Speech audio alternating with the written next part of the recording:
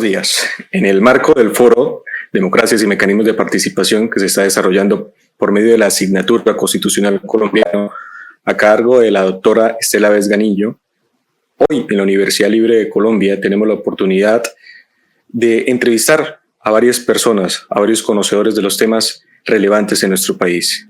Y en pro del conocimiento verdadero y el raciocinio que se está perdiendo en los últimos años, en las últimas décadas, especialmente en las nuevas generaciones, pues queremos contribuir con nuevas voces o con ideales tan antiguos que se han olvidado a lo largo de los años.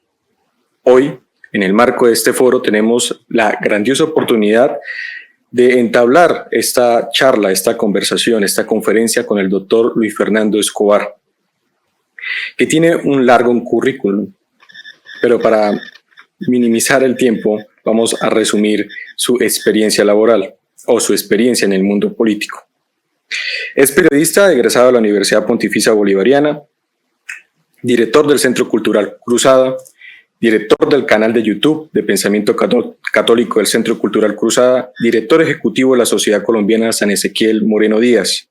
Ha sido miembro y fundador de la Sociedad Colombiana de Defensa de la Tradición, Familia y Propiedad, asesor para la fundación del Núcleo Peruano Tradición, Familia y Propiedad entre el año 1982 al 2002, asesor de la Sociedad Brasilera de Defensa de la Tradición, Familia y Propiedad, después ahora en el Instituto Plinio Correa Olivera entre el 2022, del 2006 al 2022, director de Acción Joven, Centro de Investigación, Desarrollo y Formación de Juventudes y Líderes, miembro del Centro de Estudios Colombianos y colaboró en la revista cultural católica brasileña Catolicismo y para la revista peruana Tesoros de la Fe. Bienvenido, señor Luis Fernando, a este foro. Un cordial saludo, Cristian. Me da una grande alegría y un grande honor poder participar de este foro de la Universidad Libre y la Facultad de Derecho, específicamente de la Universidad Libre, y poder tener un contacto más especial con ese futuro, la juventud que se está preparando para las leyes en Colombia. Estoy a su disposición. Muchísimas gracias, señor Luis Fernando. Los temas a desarrollar son 5 preguntas en referencia a la democracia, los fundamentos ideológicos que llevaron a la Constitución del 91 y más allá también adentrarnos en el espectro del espiritual de la nación. La primera pregunta que le hacemos es ¿cuál es su visión respecto a la Constitución evidentemente liberal y masónica que generó la Asamblea Nacional Constituyente de 1991? Bueno, para nosotros los católicos conservadores, dicho sea de paso, no conservadores en cuanto a partido político, sino en cuanto a ideas. Para nosotros la Constitución del 91 fue una ruptura en el ordenamiento jurídico y un nuevo paradigma de nuevos conceptos de leyes. Ella fue fruto de una manipulación de todos los acuerdos de paz en la época de Belisario y Betancur, impuestos por el M-19, y que fueron plasmados en los acuerdos de Uribe, así se llamaban. Sacó como condiciones psicológicas necesarias una nueva constituyente para estar ad hoc en el plano de la paz y del diálogo, que eran las palabras que se estaban queriendo imponer para la opinión pública y que constituían para la opinión pública una verdadera mordaza de transbordo ideológico inadvertido. Han sido las mejores armas que ha tenido la izquierda, el comunismo en Colombia, para poderse imponer en el poder. Es decir, Petro llegó al poder gracias a la manipulación de esas dos palabras, paz y diálogo. Ya en ese acuerdo del Uribe, ese era el plan, llegar a una concepción dialéctica, hegeliana, de manera tal a que se llegue a una síntesis entre el comunismo y el orden que había establecido en Colombia. Ciertamente se plantearon las bases de lo que podría ser después un Estado social de derecho, una economía pluralista, una relativización de la familia, de la propiedad, de la tradición, de todas nuestras folclore, idiosincrasia, para traer nuevos paradigmas que ya no serían esa idiosincrasia y folclore de la Colombia que nosotros conocemos, para traer esas ancestralidades que dicen que eran raíces de Colombia, pero que la verdad ellas tienen más raíces ocultistas, satanistas, por ejemplo, Changó. Changó es un rito cubano que nada tiene que ver con Colombia. Pero entonces, para eso, digamos, es importante saber que la gran victoria de la Constitución del 91 fue dejar ya un concepto hegeliano de un país que tiene que ir evolucionando hacia un igualitarismo cada vez mayor. Entonces se satanizaba el aspecto social jerárquico de la sociedad como malo, como injusto, como una suprema injusticia, para colocar un nuevo concepto que sería la justicia como principio la igualdad como principio de justicia. Y ella no es propiamente un buen concepto de justicia.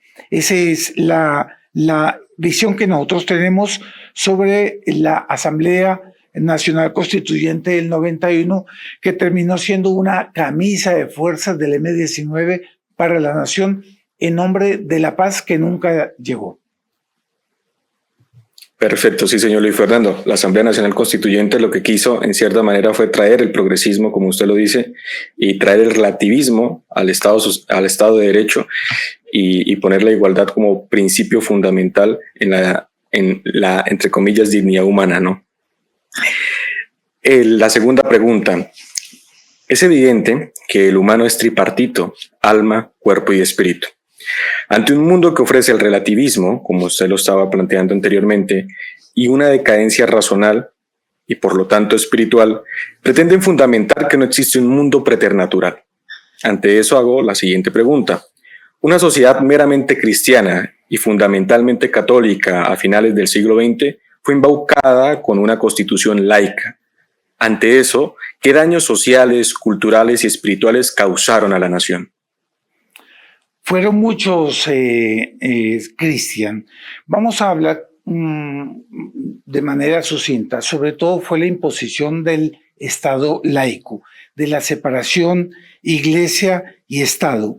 También había toda una serie de nuevos conceptos como economía social de mercado, como Estado social de derecho, economía plural, etcétera, etcétera, en la que ya se relativizaba muchos fundamentos e instituciones partidas de la ley natural, como era la familia y la propiedad. Pero entonces, ¿qué pasa? Ahí se rompía algo que teníamos nosotros, que era la Constitución del año 1886, que ella era una constitución que partía del principio de que la religión de Colombia era la religión católica y que por lo tanto las relaciones de iglesia y Estado era de lo más natural, que había una interrelación entre la iglesia y el Estado porque habían principios que era la ley natural y la ley de Dios, que era importante tenerla siempre presente para la inspiración de las leyes que necesitaba el pueblo colombiano a través de las circunstancias siempre nuevas de los siglos, es evidente, pero siempre tenía que haber ese ordenamiento. La Constitución del 86 tenía esa inspiración y daba una sensación de estabilidad, de estar usted en una roca, en la ley natural. De ahí está que nosotros pasamos de aquello que tal vez ustedes ya están siendo familiarizados en los conceptos de jus naturalismo y el jus positivismo. El jus naturalismo son todo el ordenamiento jurídico inspirado en la ley natural. El jus positivismo es el ordenamiento jurídico inspirado en la ley del hombre. Entonces pasamos de unas leyes, de un ordenamiento jurídico con bases sólidas en la ley natural, para pasar al capricho del hombre, a la libre determinación de las personas. Lo que el hombre quería era la ley suprema. Y aquí entra una cosa, Cristian, muy interesante. Ellos decían que el Estado tenía que ser aconfesional y que por lo tanto no podía declararse católico.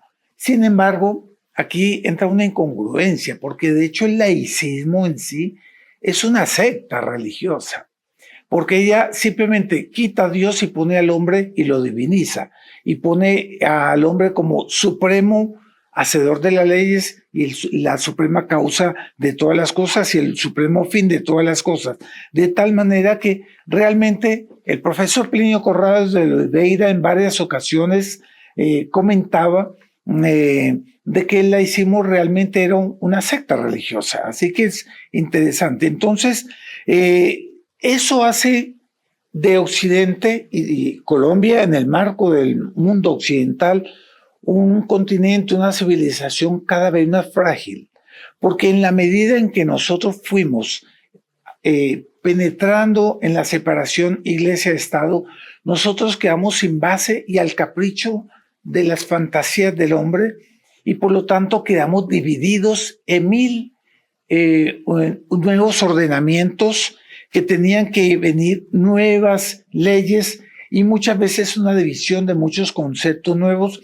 Por ejemplo, usted ve que el gran problema de la libre determinación de las personas son todos esos nuevos conceptos de derechos humanos, como es ideología de género, como es aborto. Entonces, significa que si yo quiero matar a mi hijo, pues si ya yo lo quiero hacer, eso se practica en ley, se plasma en ley y por lo tanto ya eso es bueno y por lo tanto ya es legítimo matar. Entonces ya no existe un mandamiento que dice no matarás. Yo quiero hacer un destaque muy interesante que puede ser bueno para usted y todos sus colegas estudiantes que participan de este foro de derecho en un tema tan importante, democracia y mecanismos de participación. Se trata de un estudio hecho por el New York Times. New York Times es un periódico de izquierda. Eso nadie lo niega. Él hizo un estudio que fueron como 4 páginas en tabloide, digamos, grande, en una sección dominical, New York Times Magazine. Él hablaba de la fragilidad del Occidente metido en la separación iglesia-estado, en las ideas de Hobbes, en las ideas de Descartes, en fin, de todos estos nuevos filósofos políticos que nos han dividido, que nos han quitado el referente de una verdadera unidad como el Occidente cristiano. Y dice, eso nos da una fragilidad frente a nuevas culturas que van emergiendo como la primavera árabe y todo el Islam, de manera tal que el yihad, hoy en día ya el yihad duro, expresándose de una manera mucho más anticristiano y con declaraciones claras que debemos llegar a Roma, que debemos pisar y destruir la Basílica de San Pedro. Bueno, el New York Times Magazine dice, ellos van a vencer. El Occidente está perdido porque la separación iglesia-estado, de la cual el mismo New York Times Magazine es favorable, dice, nos ha hecho frágiles frente a esas culturas que nos van a abrumar y nos van a destruir. Interesante. Ese es el segundo punto, lo que yo quería comentar. Sí, usted tiene la razón, señor Luis Fernando. Richard Dawkins, este ateo reconocido que ha atacado en diferentes ocasiones las religiones en su totalidad, pero especialmente la que nos ataña, que fue fundamental para la creación de la sociedad occidental, que entre comillas se llama occidental porque es en realidad la cristiandad, dice que le preocupa mucho que se estén perdiendo esos fundamentos en el espectro político y social de los fundamentos cristianos. Y lo que usted dice es verdad. Lo que se hizo en la Constitución del 91 fue de eliminar aquello que nos fundamentaba como nación en el isnaturalismo y trayendo un conglomerado de filosofías, el nihilismo, a Hegel, al humanismo, al dispositivismo, para así destronar totalmente nuestro ordenamiento jurídico. Ante eso, para no perder el hilo en el pensamiento de la democracia y la nueva visión de constitución y la nueva visión de Estado, quiero hacerle la tercera pregunta. ¿Cuál es la verdadera cara de los fundamentos ideológicos que transmitió la Revolución Francesa en la Constitución colombiana del 91? Esta pregunta se la hago porque desde que yo recuerdo que estoy muy pequeño, en los colegios, en las universidades, nos han adoctrinado que la mejor invención del razonamiento humano fue la Revolución Francesa y que no hubo nada malo en ella, ¿no? Y algo que quiero aclararle aquí a mis compañeros es, en los 3 presupuestos que hacía la Revolución Francesa, liberté, fraternité, igualité, se nos han ocultado otro presupuesto, que era Emoch, ¿no? Quien no se alineara en esos tres presupuestos filosóficos era llevado a la muerte. Prosiga, señor Luis Fernando. Muy buena pregunta, y creo que esta pregunta yo la voy a aprovechar para darles a ustedes algunos fundamentos y unos antecedentes que pueden darle a ustedes una visión muy clara y un entendimiento para quienes están estudiando leyes, y a partir de la cual ustedes puedan tener un panorama desde lo alto, una visión de filosofía política clara, que puede ser muy importante para ustedes ya entender bien el panorama de todo lo que ustedes van a estudiar.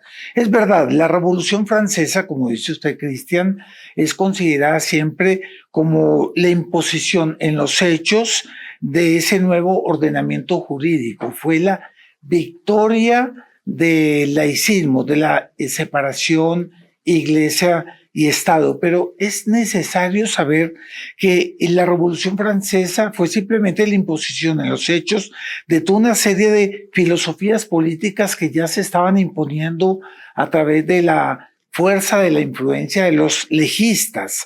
Y es interesante, vamos al inicio. ¿Qué había antes de esa separación de Iglesia-Estado? Había la cristiandad. ¿Y qué era la cristiandad? O la ciudad católica, como dice Santo Tomás de Aquino.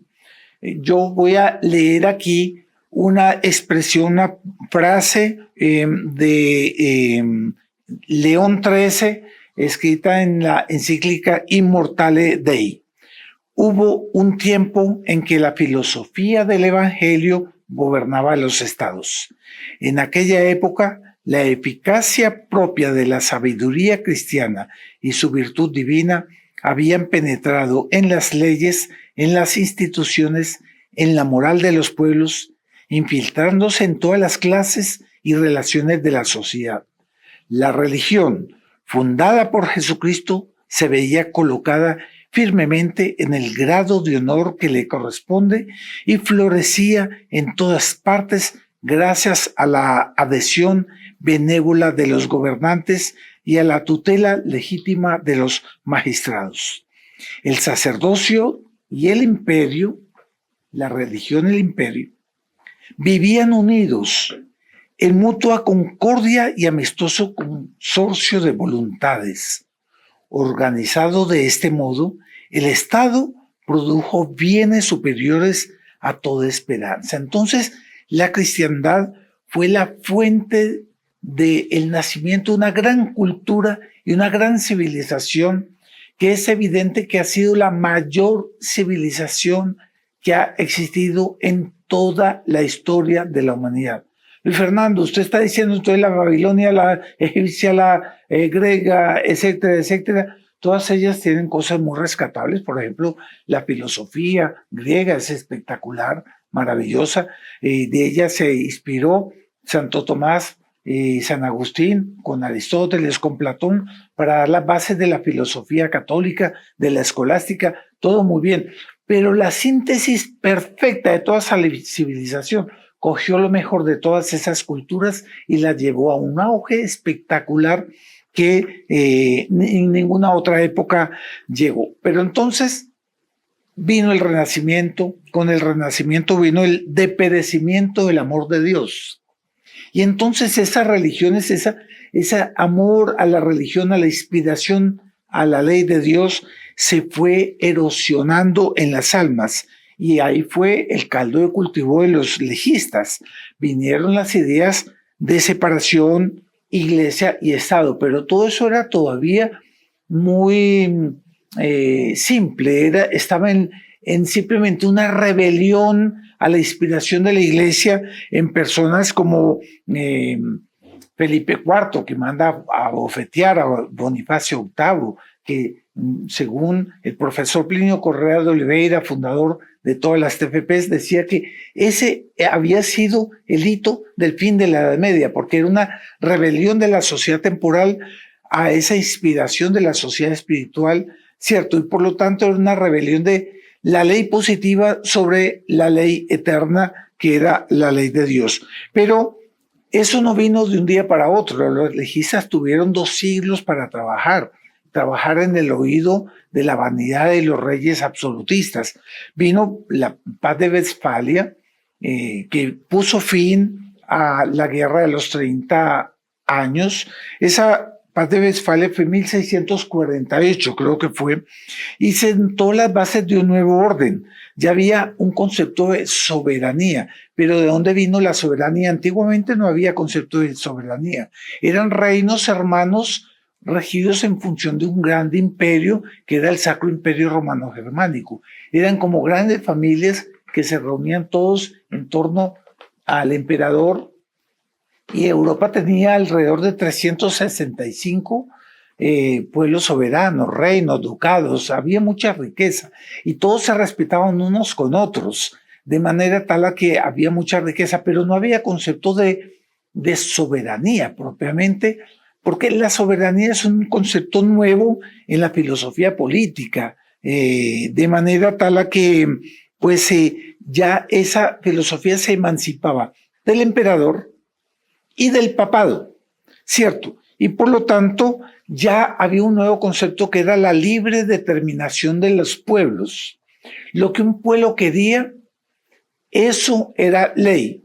Pero si el pueblo quería una cosa que era loca y que era contraria a la ley natural o al orden del mundo occidental, había que respetarlo porque era soberano, era un mundo aparte. Se exageró esa interrelación que había entre los pueblos, que eran como grandes familias. Pero una colateral de la libre determinación de los pueblos era la libre determinación de las personas.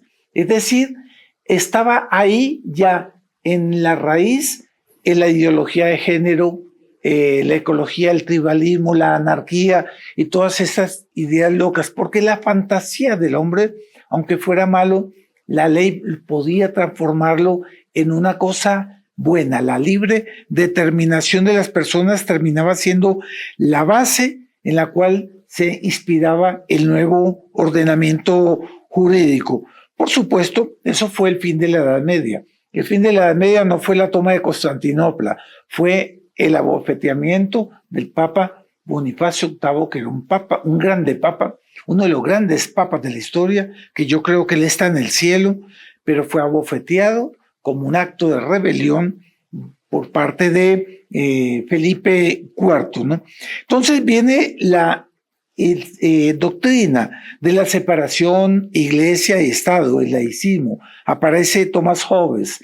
Thomas Hobbes en la época era despreciado por Inglaterra porque era un ateo, ¿cierto? Entonces, claro, usted ve que ya era el jus positivismo, la ley positiva, lo que el hombre quiere, ¿no? Pero él también había una serie de otros pensadores de la época que eran los nuevos inspiradores de la filosofía política moderna, como René Descartes, Pierre Gassendi, Galileo Galilei, en torno a aquello de la pugna de Galileo Galilei, que dice que la iglesia lo persiguió porque él decía que la tierra era redonda.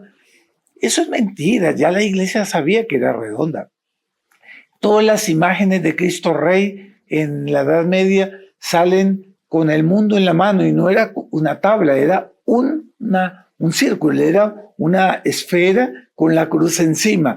Por lo tanto, entonces, ¿cuál era el problema de Galileo Galilei? Es que él decía que la iglesia se había equivocado, que la Biblia y la revelación estaban equivocadas porque había una pugna entre la razón y la fe. Entonces él hablaba de que Gedeón había mandado parar el sol, y entonces que eso era ridículo. Él no vio el lado simbólico y figurativo con el cual la revelación hablaba para los pueblos en esa época, ¿cierto? Que simplemente se suponía que, de hecho, la NASA dice que faltan 4 horas en todo el calendario del movimiento cósmico, ¿cierto? De esas 4 horas dicen que pueden ser perfectamente esas 4 horas en que el Sol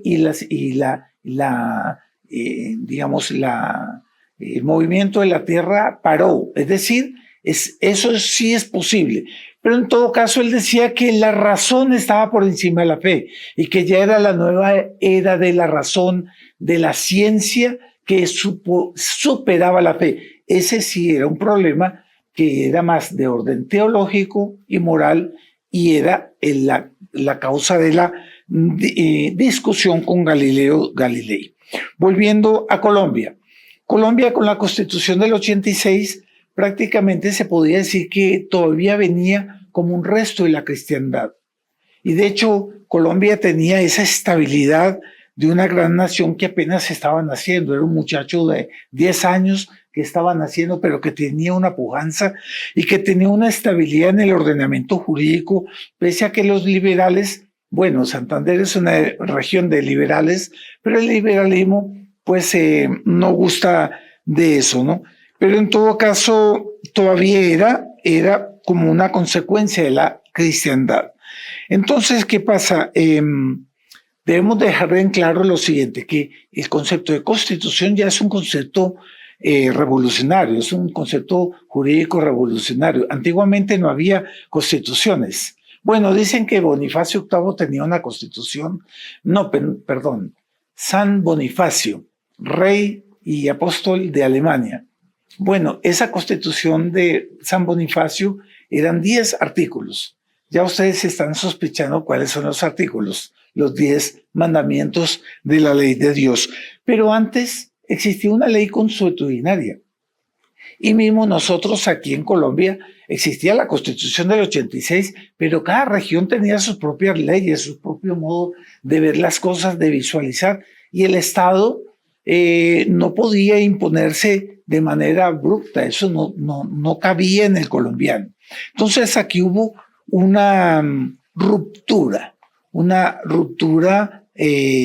clara, que fue la ruptura de la inspiración de las verdades eternas para un nuevo paradigma, quedar en el aire, en la incerteza de nuevas leyes y nuevos conceptos que partían de las fantasías de los hombres. Espero que haya quedado claro esos conceptos que aquí se dan de manera no tan académica, pero sí coloquial. Sí, claro, sí, señor Luis Fernando. Usted deja claro esa parte en que a causa de la Revolución Francesa, Thomas Hobbes con Leviatán, donde fundamenta que el Estado se convierta ahora en el nuevo director de la religión y de la moral, y que de alguna manera se pasó de un ordenamiento jurídico vertical, donde había un orden jerárquico, a un orden horizontal, donde, entre comillas, el pueblo tenía la voz de Dios, ¿no? Y a causa de eso, pues tenemos unos errores increíbles en nuestro ordenamiento jurídico actualmente. La cuarta pregunta, desde su opinión, ¿la democracia sí es el modo más perfecto para gobernar? ¿Y por qué su respuesta? Bueno, aquí es una pregunta, por lo tanto me da libertad para dar la doctrina al respecto de los sistemas políticos. Voy a referirme de nuevo a la encíclica Immortale Dei de León XIII, en la que él dice que hay 3 sistemas de gobierno legítima. Aquellas que enseña Santo Tomás de Aquino en su obra De Regimini Principorum. Las 3 sistemas o estilos de gobierno legítimos son la monarquía, la aristocracia y la democracia. Aristóteles consideraba que para los pueblos frágiles y menores de menor categoría tenían que resignarse a la democracia. Entonces, León XIII decía que de hecho el sistema político más perfecto es la monarquía, es el más firme, viene de patria, el padre, ¿cierto? El rey viene a ser el representante, el símbolo, el emblema de toda la grandeza de un pueblo, ¿cierto? Ahora, podrá alguien preguntarme, ¿entonces la democracia es mala? No, la democracia es buena. La democracia siempre existió en la Grecia antigua, la república. También existe todavía democracias directas en Suiza, donde los cantones eligen levando la mano y se cuenta las personas que optan por un candidato o por otro. Entonces, ¿cuál es la diferencia? ¿Hay una democracia mala? Sí, hay una democracia mala, que es la democracia que parte del concepto de que todo poder viene del pueblo. La verdadera democracia puede y es legítimo elegir sus propios representantes siempre y cuando parta del principio que todo poder viene de Dios. Y ese punto es muy importante porque ahí cambia todo el concepto. Usted ve que las estructuras jurídicas modernas parten del pueblo, parten de que el poder viene del pueblo. Y por lo tanto nosotros estamos al vaivén de un pueblo que vota, por ejemplo, por Gustavo Petro. ¿Cómo decir que un pueblo que vota por Gustavo Petro no se equivocó? Es evidente que se equivocó, ¿cierto? Entonces, la democracia, repito, solo es buena si parte del principio de que todo poder viene de Dios. Sí, señor Luis Fernando. Y es que la democracia que hoy tenemos nos hace pensar de que el pueblo es un fundamentalismo democrático, en resumidas palabras, donde el Estado se basa solamente en que toda la soberanía la tiene el pueblo y que ante eso la soberanía recae en la soberanía popular, en el pueblo, en el pópulo. Y eso nos desconcentra verdaderamente el sentido del Estado de Derecho. Y por eso estamos cada rato cambiando leyes, ¿no? Porque a cada generación se le viene la idea de crear una nueva ley y hace que todo el sistema jurídico entre en controversia. Y yo creo que eso es lo que nosotros como jóvenes ahora estudiantes de Derecho debemos que reconocer, que la democracia, como decía Juan Donoso Cortés, ¿no? Este senador de la Primera República Española, decía que la democracia se debería que ver como un sistema de elección, no como un sistema fundamentalista del Estado, ¿no? Y una frase que me encanta de Juan Donoso Cortés en uno de sus discursos ante el Congreso Español, que decía que todas las naciones, ya sean modernas o antiguas, que hubieran acogido el fundamentalismo democrático, habían muerto corroídas, corrompidas como la gangrena. Entonces es interesante cómo se ve el fundamentalismo democrático con el sistema de elección democrático. Para eso hago mi última pregunta, pero es una pregunta que merecía ser la primera, ¿no? Dice así: ¿cómo podemos contrarrestar los males que atañen a nuestra civilización y especialmente con el espíritu que existe dentro de las instituciones colombianas de corroer el Estado de Derecho? Bueno, esa pregunta realmente es muy importante y da aquí también a ustedes lineamientos para sus debates en este foro, para ver realmente las soluciones posibles para Colombia. Ustedes tienen que tener en mente lo siguiente: el respeto a la ley en el contexto actual es necesario para poder sustentar las instituciones. Esas instituciones hoy en día que muchas veces partieron, sí, de leyes malas, pero que en el contexto todavía ella parte de muchos restos de ley natural y de instituciones sanas conforme a lo que corresponde para el bien común. Pero aquí es interesante saber que estos ordenamientos jurídicos, la institucionalidad está con un golpe de muerte. Ella está muriendo. Hay una dinámica revolucionaria mucho más radical hoy en día que tiende a nuevos paradigmas, ¿cierto? Entonces, el post-marxismo cultural, él es anárquico, él no ama las instituciones, acoge la bandera del tribalismo y como un modo de vida, es decir, ya el modo de vida de lo que ellos dicen satanizando. Por ejemplo, Gustavo Petro es anarquista, él es un postmarxista cultural. Él dice que el hombre debería vivir como los ancestros, sí, y que sataniza lo que él habla de la civilización moderna como sociedad de consumo. Él dice que quiere destruir las carreteras de Colombia porque eso solamente le favorece a una sociedad de consumo y a una casta privilegiada. que él quiere que volvamos otra vez a un sistema en que el nivel de vida vaya bajando gradualmente, de tal manera que el hombre vuelva otra vez a la tierra, a la armonía con la naturaleza. De ahí el gusto que él tiene por las ancestralidades, sin contar, digamos, su devoción a Changú y a toda una serie de ídolos. Pero en todo caso aquí entra un camino, un paradigma hacia el buen salvaje. ¿Se acuerdan que Rousseau en el contrato social hablaba que el ideal del hombre era volver al buen salvaje?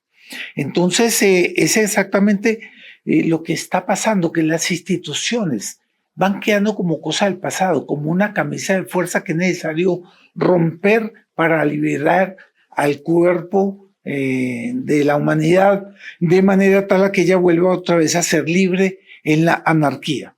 Alguien podría decir, Luis Fernando, creo que esta vez te equivocaste, porque la tendencia nueva es la Agenda 2030, el nuevo orden mundial, que sería un supercontrol, una supernación, una superrepública universal y una digamos, organización en que vaya a haber hasta una dictadura del pensamiento único, de manera tal a que todo va a estar controlado.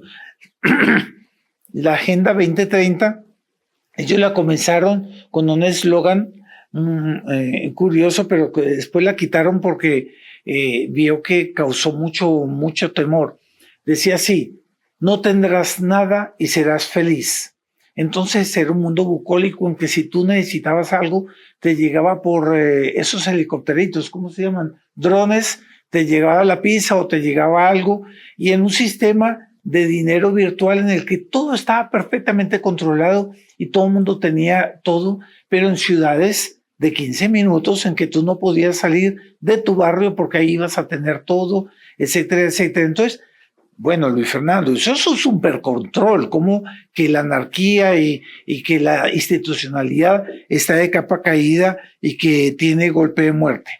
Yo le respondo a esa legítima cuestionamiento, y es lo siguiente: ellos necesitan un supercontrol del mundo para después desmontar eso y llegar a la anarquía, al caos, y de tal manera a poder imponer en el mundo el régimen bucólico del tribalismo y de la anarquía. Es decir, nosotros estamos en un paso de transformación a través de un supercontrol rumbo a una anarquía y a un desmontaje de todo. Yo sospecho, aquí yo le hago un comentario en passant, Cristian, que todo el problema que hay ahora con Ucrania, el imperio ruso que se expande y que reclama las fronteras antiguas de Catalina la Grande, o ir hasta el Genghis Khan, en fin, Mongolia, etcétera, etcétera,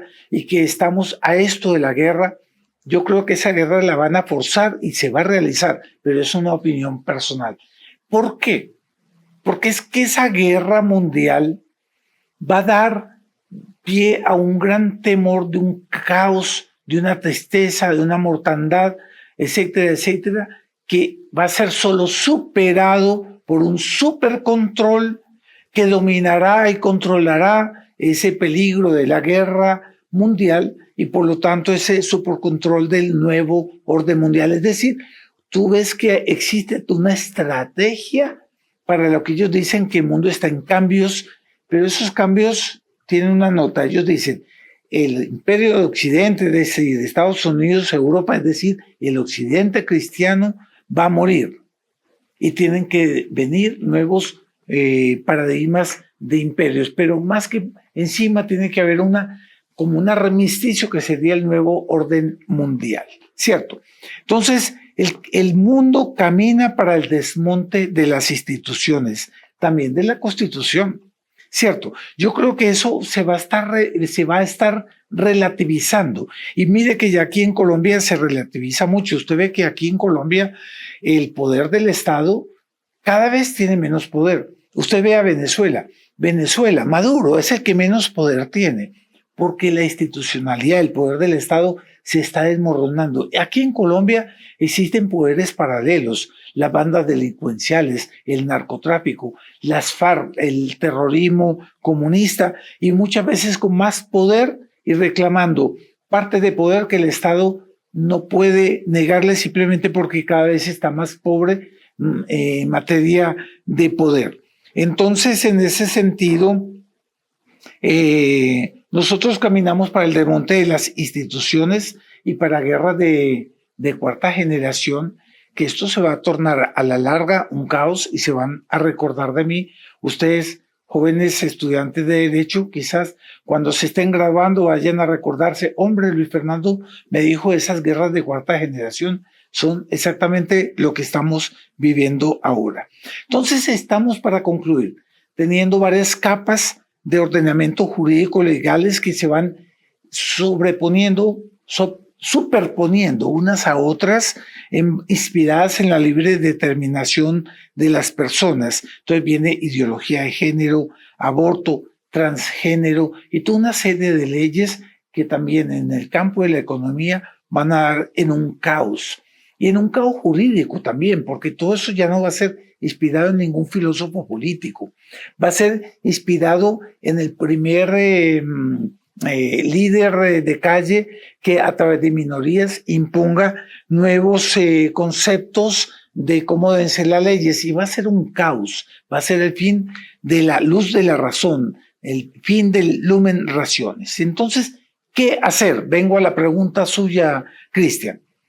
Primero, nosotros debemos volver a hacer amar la Colombia católica, que ella sobrevive por encima de todas esas capas de ordenamientos jurídicos positivistas, y denunciar que hay que respetar la institucionalidad, sea como sea. Entonces, la primera, volver a rescatar la verdad, hablar la verdad. Entonces, es decir, eso, cuando se habla la verdad, eso tiene una grande fuerza de impacto. La verdad es escandalosa. Ella tiene la fuerza de una bomba atómica. Entonces, yo creo que lo que debemos hacer es mostrar el papel. Eso, perfecto, se me cayó. Gracias. Volver a rescatar el papel de las leyes en un sentido orgánico, en un sentido que tengan un pie en roca firme, que son verdades eternas en la ley natural y en la ley de Dios. Esa verdad hoy en día escandaliza. Pues bien, de esos escándalos puede salir la salvación de Colombia. Y la opción que nosotros siempre debemos proponer como colombianos católicos es el rescate de la sociedad orgánica, es decir, de las leyes consuetudinarias. La ley no se puede imponer a la mala para todo el mundo cuando una minoría cultural quiere imponer su pseudo derecho para toda la nación como una camisa de fuerza. Simplemente la ley orgánica. Yo para terminar, le voy a dar una anécdota. Felipe II, el hombre más poderoso de la tierra, 1550, 1570, y le dirá, pues hombre, ya era el preabsolutismo. Sin embargo, había muchos restos de sociedad orgánica todavía. Y él, desde el Escorial, estaba hablando con su secretario para imponer una ley a toda España, a todas las Españas, porque se hablaba de las Españas, una ley así, así asado. Y el secretario lo miró con escepticismo al hombre más poderoso de la tierra. Le dice, Majestad, lo siento, pero eso no es posible. ¿Y por qué no es posible? Porque los fueros de Andalucía dicen tal cosa, los fueros de Castilla dicen tal otra cosa, y no le van a aceptar eso. Los fueros de tal región dicen tal otra cosa. Por lo tanto, esa ley va a ser muerta y no se va a poder imponer, Majestad. La respuesta del rey fue colocarse la mano en su quijada y decir, es verdad, entonces vamos a modificar esto de manera tal a que sea armónica a las leyes consuetudinarias, a las leyes, a la sociedad orgánica de España. Eso es un rey, eso es un verdadero gobierno. Yo creo que las democracias modernas son más tiránicas que la monarquía orgánica medieval de la cual era Felipe II uno de los últimos exponentes. Gracias, Cristian, para dejarme hablar de manera coloquial con todos los participantes de este foro tan importante. No, gracias a usted, señor Luis Fernando. Un saludo especial al Centro Cultural Cruzada y a todo el movimiento que se ha desarrollado acá en Colombia para, primeramente, educar, ¿no?, a todas estas personas que de alguna manera también entramos nosotros, ¿no? Nos han enseñado cosas, no enseñado, adoctrinado más bien, que para apoyar este sistema jurídico y no poderlo, en cierta manera, criticar. Bueno, señor Luis Fernando, muchísimas gracias por su intervención, muchísimas gracias por su tiempo. Es verdaderamente invaluable lo que nos acaba de ofrecer. Evidentemente una visión general, porque estos temas llevarían a años de discusión para poderlos entender y desmenuzar. Muchísimas gracias, señor Luis Fernando. Para mí ha sido una grande alegría, un grande honor, una grande esperanza en estas nuevas generaciones que van a liderar el país, que van a dirigir el país de aquí a poco, porque el tiempo vuela, y que tengan estos presupuestos con la esperanza de que les sea de grande ayuda.